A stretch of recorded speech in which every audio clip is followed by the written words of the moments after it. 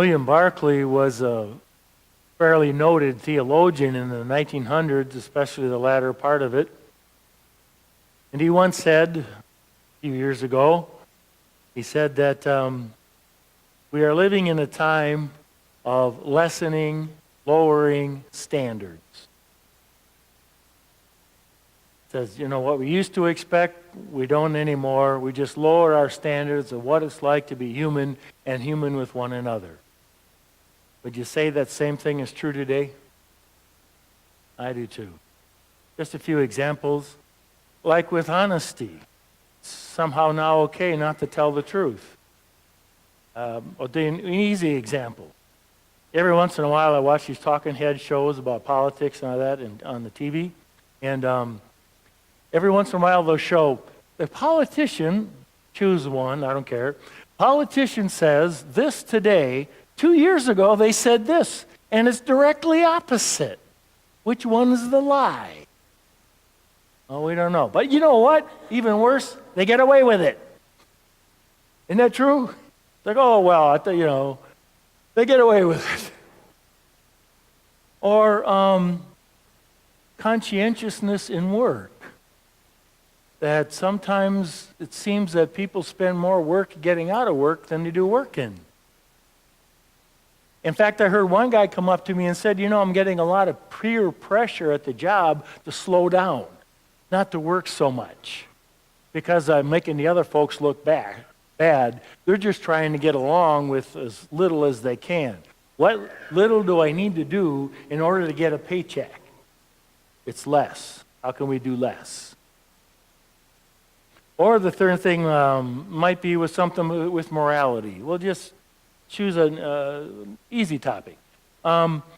Remember when the movie, remember that the movie Gone with the Wind came out back in 1939, they did. And it's been talked about since then that they used a 4-letter word, the beginning with D. And it says, quite frankly, Scarlett, I don't. All right? Remember that? That was a big controversy about using a swear word in a movie. Now, well, you know how it is in the movies, and it's not only in the movies, it's on TV, and I can't believe some of the words that come out. Okay, we could go on, but it just shows that there is a lessening, a lowering of the standards that we live on.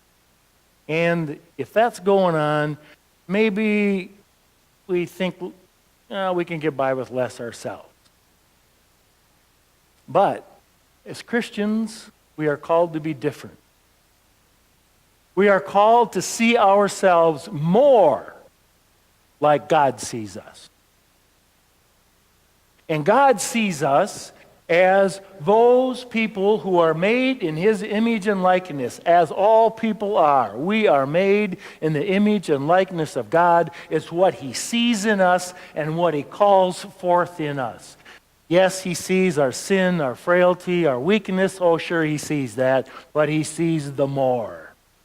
The more that we are made in His image and likeness, and the ability we have to live out of that goodness which is already within us. And Jesus says it His own way. In the example we had in the gospel this morning, He says, "You are the salt of the earth, you are the light of the world." Salt is something which preserves what is good. We are to preserve what is good. Salt also flavors. We are to flavor the earth with the goodness of God, which is already within, and we are called to share that. You are the light of the world. Light shines in darkness and dispels it. As Christians, we are to act in such a way that people can see what it is to follow Christ and to live out goodness. And there are some very specific ways that we can do that. And they are mentioned in that first reading from the book of the prophet Isaiah. It says, when you feed the hungry. Anybody in here can do that. Don't necessarily need to invite them to your table. But you see that there's a table over there where people are bringing food for the St. Vincent de Paul. And we have a food shelf here, and just bringing the food in. There they go, right there. Or people also serve with the Loaves and Fishes program, which we participate in here at our parish, or through a VEEP or other things. It's like we can serve, we can feed the hungry. It says, when you shelter the homeless and oppressed. Now, not many of us in here have the real capability to go and start a homeless shelter. I do know that some people work for Habitat for Humanity. There's an example. But to get away from the literal building, it's how is it that I can make a home for people when they meet me? That there's some room for my heart for somebody else. Somebody perhaps who feels isolated and alienated, alone, somehow apart. How can I be hospitable enough to make them feel at home? Wouldn't that relieve some of the burden of being alone in life? It doesn't cost a cent. It just costs a little bit of our heart. And this next thing, somebody kind of told me they're tired of hearing me talking about it, but I don't care. Here goes. It says, clothe the naked. I suspect that every one of us in here can do that. By going through our closets and throwing out what we don't, giving away what we don't have. I used to say 1 year, I'll up it to 2 years. If we have something in our closets that we haven't worn for 2 years, it no longer belongs to us. It belongs to somebody else because we're not wearing it, and we need to give it away so that they can wear it. It belongs to them, not to us. I'm ashamed to say that one time I kind of let something stay in my closet a bit too long. I said, okay, it's time to give it away. It was longer than 2 years. And I went through it and it had moth holes in it. I'm ashamed to say that happened. I no longer wore it, and I kept somebody else from wearing it. Give it away. And I got to tell you this. I have never given anything away from my closet that I regretted. Gee, I wish I had that back. It's gone. I don't need it. Somebody else does.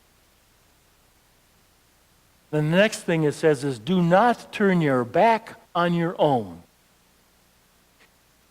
It might be a safe bet that at least in some families of the people who are sitting with us here today, that there is some tension, some alienation, some lack of forgiveness. You think that's possible? Might be possible. Do not turn your back on your own. And so if I have something against someone else or I've offended them, I might go and say, listen, we've been apart for too long. I want to apologize and ask for your forgiveness for what I've done. And they might reject us. Well, that's too bad, but I've done my part. And I try to remain open to some kind. Do not turn your back on your own. And then it says, the reading did, and then your light will shine. You're the light of the world. We shine when we do that. Because sometimes people need to see that example in order to be enlightened as to what life can look like. And it says this, and then your wounds will be healed. That when we reach out in goodness to share who we are and what we have with somebody else, our wounds are healed. I've seen it here in this parish as well as in other places that I've served where someone loses their spouse. Let's say it's a woman who's widowed.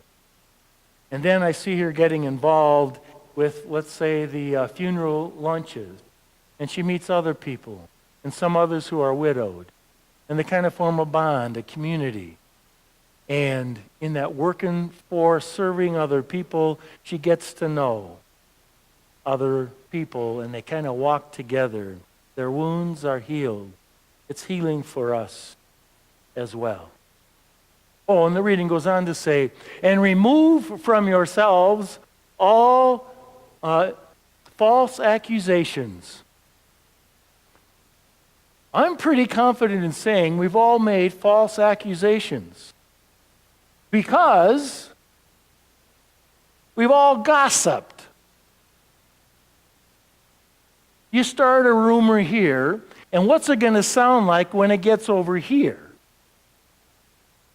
Probably nothing like how it started. And we are falsely talking about somebody else and ruining their reputation. Get rid of false accusation and malicious speech. Got up this morning, brushed my teeth, and sharpened my tongue, and here we go. Pardon me, but I will avoid people like that. And it hurts. Malicious speech hurts. Get rid of that. And what does the reading say next? It says, and then light will shine in your lives, and that when we call for help from God, He will hear and answer. At least, I would say, we will be able to hear the answer better because we are opening our hearts and our minds to God's way, and we will be a much better ground for that seed to grow.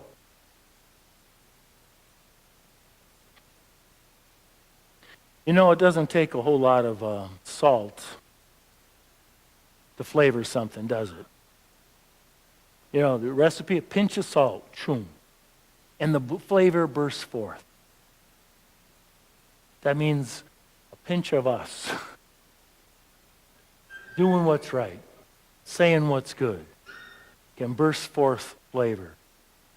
It doesn't take much light to help us to see and to walk through a dark room. A little candle will do. Each one of us is light and are able to make that kind of a difference. If you've ever been to the Easter Vigil, you've seen what happens. If you haven't, I encourage you to go. But the deacon walks in with the candle and sings, Christ our light. The darkened room, one candle, lights the whole place. And then the people come forward with a candle, a couple of servers do, and pass that light on to everybody else who's holding a candle. It's a beautiful sight. Then all of a sudden, from one candle, the whole church is aglow with light. That's what it's meant to be. All of us, each of us, is a candle. So Jesus says, you are the salt of the earth. You are the light of the world.